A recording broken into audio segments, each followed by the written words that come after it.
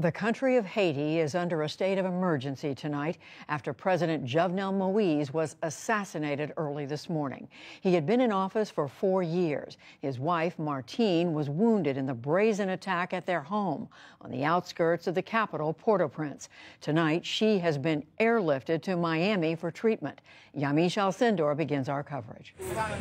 Haiti's president assassinated, the island nation in a state of shock. We live in this area close to the president. Even when we have problems with him, we can't imagine that they would kill him like this. Hours after President Jovenel Moise was murdered in his own home, the streets of Port-au-Prince were uncharacteristically quiet. Outside the president's private residence and the scene of the crime lay bullet casings. Haiti's First Lady, Martine Moise, was wounded in the attack and remains hospitalized. In a video reportedly shot at the scene, someone says the assassins are with the U.S. Drug Enforcement Administration.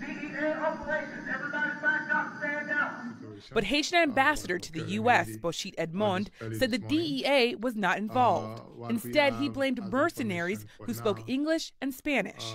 It seems that this horrible act was carried out by well-trained professional killers, commandos. The Haitian government closed the airport in Port-au-Prince, so Edmond said the assassins likely escaped by land into the neighboring Dominican Republic or by sea. President Biden said the United States was ready to assist in the aftermath of the shooting. He responded to my question on the situation on the White House lawn. What's your reaction, Mr. President, to the Haitian president being assassinated? You need a lot more information, but it's very worrisome about the state of Haiti. Moise was a polarizing president. In the last few months, his actions sparked massive protests around the country. During his term, gang violence and kidnappings skyrocketed. UNICEF reported that armed gangs control about a third of Port-au-Prince. And since the violence spiked last September, more than 18,000 people have fled their homes. Moise was elected in 2016, but didn't take office until the following year. He said his 5-year term was supposed to end in 2022. But his critics, including human rights groups and clergy members, insisted that his term was up this past February. Earlier this year, he dissolved parliament, saying most lawmakers' terms had ended. He also forced 3 Supreme Court justices into early retirement. Moise pursued sweeping constitutional changes that would increase presidential power. He planned to vote on a referendum, as well as his replacement, in September. That election is in flux. The United States backed Moise's timeline, but U.S. officials also criticized what they called his unchecked presidential power. This situation calls into question the core precepts of Haiti's democracy. But Haitian human rights activists like Pierre Esperance opposed the U.S. backing Moise, as Esperance told us in March. The people of Haiti and the Haitian community in the United States are very disappointed by the Biden administration's politics. Now interim Prime Minister Claude Joseph is the country's de facto leader. Earlier today, Joseph called into a news program. I call for calm of the population. The situation of the country is already under control. Moise named Joseph his 6th prime minister in April.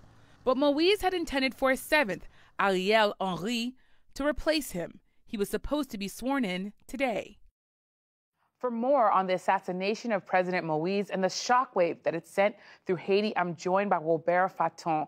He's a professor of government and foreign affairs at the University of Virginia. He has written extensively on Haiti throughout the years. He joins me from Charlottesville, Virginia. Professor Faton, thank you so much for being here. Haiti has really been in a constitutional crisis for several months now. People on the ground say it's hit a new rock bottom. But talk about the gravity of the last 24 hours and the difference now that the president has been murdered. Well, this is a shocking event in the history of Haiti. The last assassination of a president was in 1915. So this is not the usual pattern at all. We've had coups, we've had attempted coups, we've had obviously very nasty dictators who've killed a lot of people. But that, especially given that it was, as far as we know, an armed attack by foreign mercenaries, it's really a different pattern. And it's difficult to understand why that would have happened and who would benefit from it. It is really something that is out of the ordinary. It's truly an extraordinary event. So we are facing a de facto government, a government that has taken charge, has instituted, as you probably know, a state of siege, which is really the ultimate type of governmental imposition of order. But it remains to be seen if that state of siege can keep the country without significant disorder and a descent into chaos. And how concerned are you about Haiti hitting an even lower rock bottom and gangs possibly trying to benefit from this situation? This is a very dangerous moment for Haiti.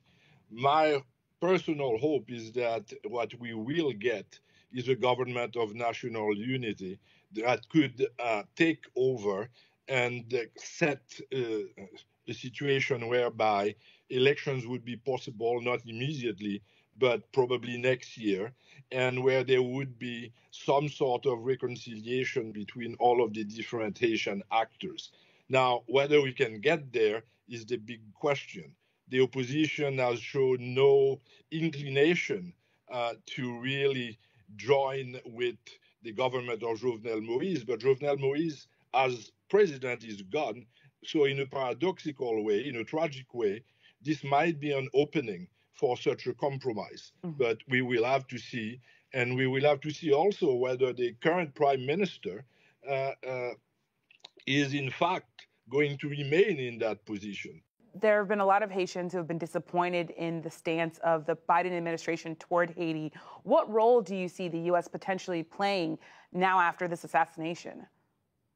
Well, personally, I think that the most important thing is to try to get a Haitian solution. So if the Biden administration is to have a constructive approach to Haiti, I think they should push the government to really create the conditions for a government of national unity. Now, how do you form that government of national unity is a big question. It may well be that the government of national unity would require not only the current members of the, or some of the current members of the government and some of the members of the opposition, but also civil society leaders who are above the traditional politics that has been rather disastrous for the country. So a solution like that might, in fact, bring some hope to the population. But if you don't have that, I'm afraid that we might be descending into chaos, and that might in turn open the gates for another UN intervention, and we are back to where we were in 2004. And with only a few seconds left here, there are only 10 elected officials left in Haiti. They're all senators. There are a lot of civil society leaders who want to see that transitional government that you've been talking about. Is there a constitutional solution here? And who benefited from this situation with the president now gone? Yeah, we are beyond the constitutional crisis. The constitution now has been ignored, essentially, because we don't have a president, we don't have a functioning parliament, we don't have a Supreme Court justice that is functioning. So the institutions have decayed. So what is needed is really imagination on how to constitute an order that could appease all of the forces in Haiti. And that's a very difficult process, and difficult to imagine given what we've had in the past, where the polarization was indeed very extreme. A difficult road ahead for Haiti. Thank you so much, Professor Faton of the University of Virginia, for joining us. Thank you so much.